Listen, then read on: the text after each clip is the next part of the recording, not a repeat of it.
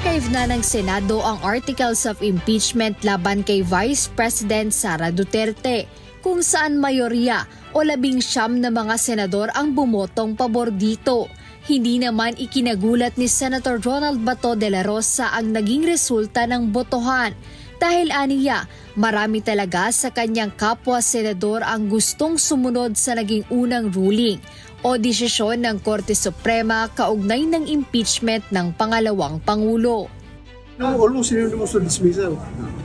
Pero pwede pa mabuhay kapag ma-reverse yung ruling ng Supreme Court kapag i-consider na yung motion ng House. Kaugnay nito, binanggit naman ni Senator Amy Marcos na hindi pa nila napag-uusapan ni VP Duterte ang tungkol sa naging boto o pagsuporta niya kagabi na i-archive ang impeachment. No, I haven't spoken to her for a while. I actually don't know where she is. Paano yung biyahe kasi nun eh. Para naman kay Senator Alan Peter Cayetano, ipinaliwanag niya ang pagkakaiba ng i-table at i-archive ang impeachment case laban sa Vice-Presidente. Kung i-table, aniya lang ang kaso, mananatili itong buhay at lalabag sa utos ng Korte Suprema. Binigyang linaw rin kagabi ng mambabatas na ang pag-archive naman ay tuluyan itong pinatay na nagpapakita naman ng respeto sa hudikatura. So in one sense, many people will say, di ba pareho lang yun na yung buhay pwede mong patayin, yung patay pwede mong buhayin. Magkaiba siya because we live under a constitutional democracy. Na pag nag-desisyon ng Supreme Court at sinabi ng Supreme Court, immediately executory, dapat kumilos yung Senate. Ngunit para kay Senate Minority Leader Vicente Tito Soto III, mas madaling galawin ang isang mosyon na nakatabi lang kaysa sa isang tuluyan ng in-archive.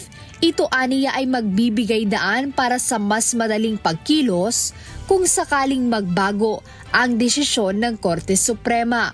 Mahirap na bunutin yun. Kaya yung pinipilit ko yung i-table nyo. Para pagka mayroong motion for reconsideration at sinabi ng Supreme Court na nag-reverse sila, o may mga binago sila, meron silang ni-rectify, pinoint nila yung mga sinasabi kong mali sa decision or inaccurate sa mga decision. Pwede madaling galawin, dahil naka-table lang. So, pero yung i-archive mo, isang kala ko wala kami jurisdiction, bakit ina-archive namin? Taliwas naman ang paninindigan ni Senator J.V. Ejercito. Ayon sa senador, kung sakaling magbago ang isip ng Korte Suprema at i-grant ang motion for reconsideration ng Kamara, ay maaari pa rin itong buhayin ng Senado sa pamamagitan ng boto ng mayorya. By moving it by the motion to archive, kahit po naka-archive na yan, in case po si Supreme Court i-grant yung motion for reconsideration, by the vote of the majority, we can revive ito pong impeachment. Hindi ibig sabihin patay na.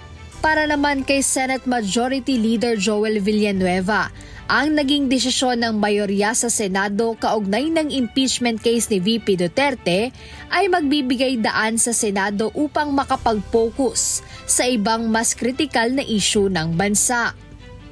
Lahat po, no? Trabaho, presyo ng pagkain, inflation, importante yan eh. Yan ang talagang matututukan natin ng pansin kung wala na ngayon sa amin yung impeachment proceedings na. Kaugnay ng mga ito, kinilala ng defense team ni VP Sara ang desisyon ng Senado na sumunod sa hatol ng Korte Suprema at i-archive ang articles of impeachment. Ayon kay Attorney Michael Powa, tagapagsalita ng defense team, mananatili silang nakatuon sa pagsumite ng kanilang komento alinsunod sa utos ng Korte Suprema. Jed Neresina, UNTV News and Rescue. Diyos ang aming sandigan, serbisyo publiko ang aming pinahahalagahan.